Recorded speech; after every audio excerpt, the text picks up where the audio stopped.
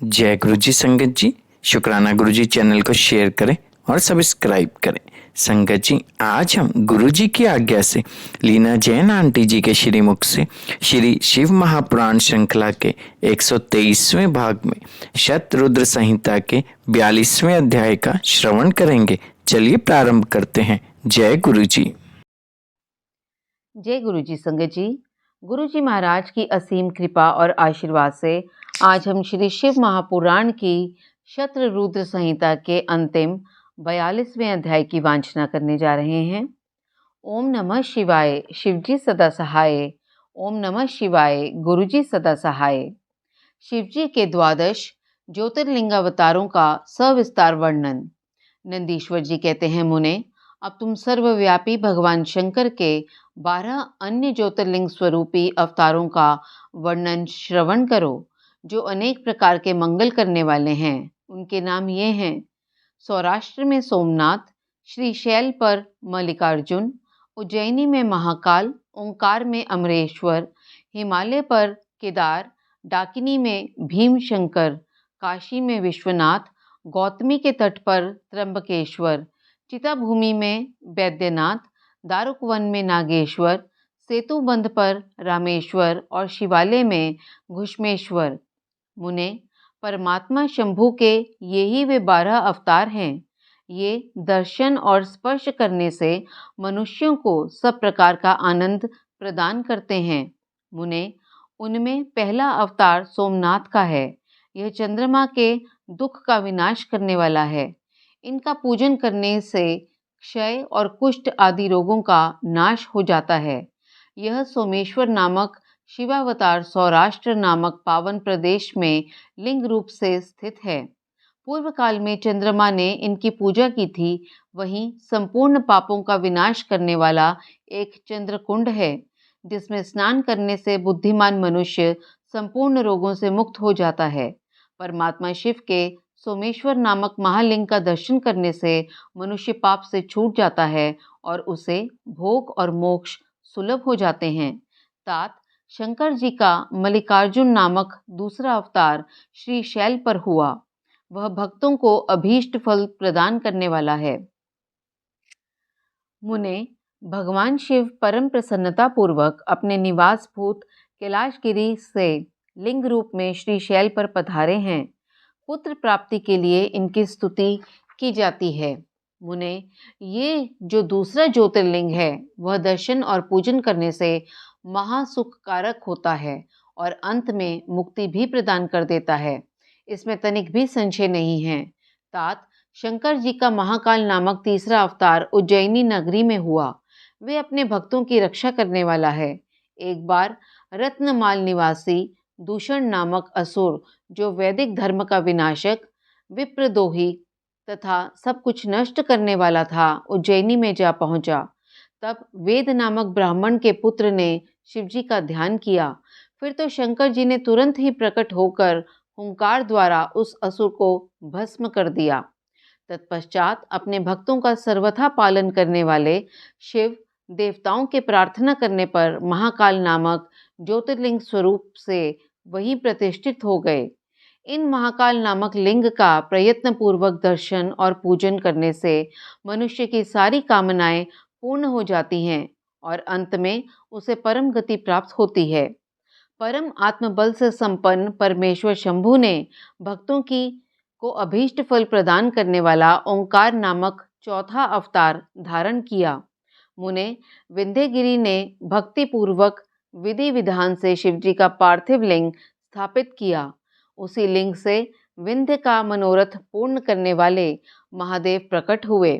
तब देवताओं के प्रार्थना करने पर भुक्ति मुक्ति के प्रदाता भक्त वत्सल लिंग रूपी शंकर वहां 2 रूपों में विभक्त हो गए। मुनीश्वर उनमें एक भाग ओंकार में ओंकारेश्वर नामक उत्तम लिंग के रूप में प्रतिष्ठित हुआ और दूसरा पार्थिव लिंग परमेश्वर नाम से प्रसिद्ध हुआ। मुने, इन दोनों में जिस किसी का भी दर्शन पूजन किया जाए, उसे भक्तों की अभिलाषा पूर्ण करने वाला समझना चाहिए। महामुने, इस प्रकार मैंने तुम्हें इन दोनों महादिव्य ज्योतिर्लिंगों का वर्णन सुना दिया। परमात्मा शिव के 5वें अवतार का नाम है केदारेश, वह केदार में ज्योतिर्लिंग रूप से स्थित है। मुने, वहाँ श्री हरि के जो नर नारायण नामक अवतार हैं, उनके प्रार्थना करने पर शिवजी हिमगिरी के केदार शिखर पर स्थित हो गए। वे दोनों उस केदारेश्वर लिंग की नित्य पूजा करते हैं। वहाँ शंभु दर्शन और पूजन करने वाले भक्तों को अभीष्ट प्रदान करते हैं। तात सर्वेश्वर होते हुए भी शिव इस खंड के विशेष रूप से स्वामी हैं। शिवजी का यह अवतार संपूर्ण अभीष्टों को प्रदान करने वाला है। महाप्रभु शंभु के छठे अवतार का नाम भीम शंकर है। इस अवतार में उन्होंने बड़ी बड़ी लीलाएं की हैं और भीमासुर का विनाश किया है। कामरूप देश के अधिपति राजा सुदक्षिण शिवजी के भक्त थे। भीमासुर उन्हें पीड़ित कर रहा था। तब शंकर जी ने अपने भक्त को दुख देने वाले उस अद्भुत असुर का वध करके उनकी रक्षा की। फिर राजा सुदक्षिण के प्रार्थना करने पर स्वयं शंकर जी डाकिनी में भीम शंकर नामक ज्योतिर्लिंग स्वरूप से स्थित हो गए। मुने, जो समस्त ब्रह्मांड स्वरूप तथा भोग मोक्ष का प्रदाता है, वह विश्वेश्वर नामक 7वां अवतार काशी में हुआ। मुक्तिदाता सिद्ध स्वरूप स्वयं भगवान शंकर अपनी पूरी काशी में ज्योतिर्लिंग रूप में स्थित हैं। विष्णु आदि सभी देवता, कैलाशपति शिव और भैरव नित्य उनकी पूजा करते हैं। जो काशी विश्वनाथ के भक्त हैं और नित्य अब उनके नामों का जप करते रहते हैं, वे कर्मों से निर्लिप्त होकर कैवल्य पद के भागी होते हैं। चंद्रशेखर शिव का जो त्र्यंबकम नामक 8वां अवतार है, वह गौतम ऋषि के प्रार्थना करने पर गौतमी नदी के तट पर प्रकट हुआ था। गौतम की प्रार्थना से उन मुनि को प्रसन्न करने के लिए शंकर जी प्रेम पूर्वक ज्योतिर्लिंग स्वरूप से वहां अचल होकर स्थित हो गए। अहो, उन महेश्वर का दर्शन और स्पर्श करने से सारी कामनाएं सिद्ध हो जाती हैं। तत्पश्चात मुक्ति भी मिल जाती है। शिवजी के अनुग्रह से शंकर प्रिया परम पावनी गंगा गौतम के स्नेहवश वहां गौतमी नाम से प्रवाहित हुई। उनमें नवा अवतार वैद्यनाथ नाम से प्रसिद्ध है।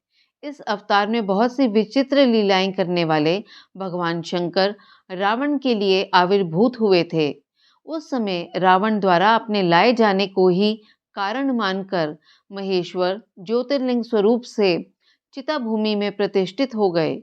उस समय से वे त्रिलोकी में वैद्यनाथेश्वर नाम से विख्यात हुए। वे भक्ति पूर्वक दर्शन और पूजन करने वाले को भोग मोक्ष के प्रदाता हैं। मुने, जो लोग इन वैद्यनाथेश्वर शिव के महात्म्य को पढ़ते अथवा सुनते हैं, उन्हें ये भुक्ति मुक्ति का भागी बना देते हैं। 10वां नागेश्वरावतार कहलाता है। ये अपने भक्तों की रक्षा के लिए प्रादुर्भूत हुआ था। ये सदा दुष्टों को दंड देता रहता है।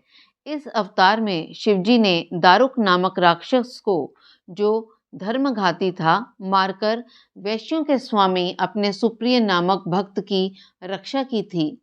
तत्पश्चात बहुत सी लीलाएं करने वाले वे परात्पर प्रभु शंभु लोगों का उपकार करने के लिए अंबिका सहित ज्योतिर्लिंग रूप से स्थित हो गए। मुने, नागेश्वर नामक उस शिवलिंग का दर्शन तथा अर्चन करने से राशि के राशि महान पातक तुरंत विनष्ट हो जाते हैं। मुने, शिवजी का 11वां अवतार रामेश्वर अवतार कहलाता है। वह श्री रामचंद्र का प्रिय करने वाला है। उसे श्री राम ने ही स्थापित किया था। जिन भक्त वत्सल शंकर ने परम प्रसन्न होकर श्री राम को प्रेम पूर्वक विजय का वरदान दिया, वे ही लिंग रूप में आविर्भूत हुए। मुने, तब श्री राम के अत्यंत प्रार्थना करने पर वे सेतु बंध पर ज्योतिर्लिंग रूप से स्थित हो गए। उस समय श्री राम ने उनकी भली भांति सेवा पूजा की। रामेश्वर की अद्भुत महिमा की भूतल पर किसी से तुलना नहीं की जा सकती। यह सर्वदा भुक्ति मुक्ति की प्रदायिनी तथा भक्तों की कामना पूर्ण करने वाली है। जो मनुष्य सद्भक्ति पूर्वक रामेश्वर लिंग को गंगा जल से स्नान कराएगा, वह जीवन मुक्त ही है।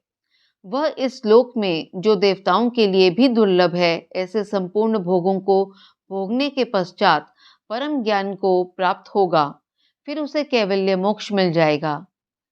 घुष्मेश्वरावतार शंकर जी का 12वां अवतार है। वह नाना प्रकार की लीलाओं का कर्ता, भक्त वत्सल तथा घुष्मा को आनंद देने वाला है। मुने, घुष्मा का प्रिय करने के लिए भगवान शंकर दक्षिण दिशा में स्थित देवशैल के निकटवर्ती एक सरोवर में प्रकट हुए। मुने, घुष्मा के पुत्र को सुदेह ने मार डाला था, अर्थात उसे जीवित करने के लिए घुष्मा ने शिवजी की आराधना की। तब उनकी भक्ति से संतुष्ट होकर भक्त वत्सल शंभु ने उनके पुत्र को बचा लिया। तदंतर कामनाओं के पूरक शंभु घुष्मा की प्रार्थना से उस तड़ाग में ज्योतिर्लिंग रूप से स्थित हो गए। उस समय उनका नाम घुष्मेश्वर हुआ। जो मनुष्य उस शिवलिंग की भक्ति पूर्वक दर्शन तथा पूजन करता है, वह इस लोक में संपूर्ण सुखों को भोग कर अंत में मुक्ति लाभ करता है। सनत कुमार जी, इस प्रकार मैंने तुमसे इस 12 दिव्य ज्योतिर्लिंगों का वर्णन किया। ये सभी भोग और मोक्ष के प्रदाता हैं। जो मनुष्य ज्योतिर्लिंगों की इस कथा को पढ़ता अथवा सुनता है, वह संपूर्ण पापों से मुक्त हो जाता है तथा भोग मोक्ष को प्राप्त करता है। इस प्रकार मैंने इस शतरुद्र नाम की संहिता का वर्णन कर दिया। यह शिव के 100 अवतारों की उत्तम कीर्ति से संपन्न तथा संपूर्ण अभीष्ट फलों को देने वाली है। जो मनुष्य इसे नित्य समाहित चित्त से पढ़ता अथवा सुनता है, उसकी सारी लालसाएं पूर्ण हो जाती हैं और अंत में उसे निश्चय ही मुक्ति मिल जाती है। संगत जी, इसके साथ ही श्री शिव महापुराण की शतरुद्र संहिता का 42वां अध्याय संपन्न हुआ और साथ ही साथ शतरुद्र संहिता संपूर्ण हुई। वांछना में हुई मेरी त्रुटियों के लिए मैं गुरुजी महाराज और आप सभी संगत जी से क्षमा प्रार्थी हूँ। जय गुरुजी, शुक्राना गुरुजी।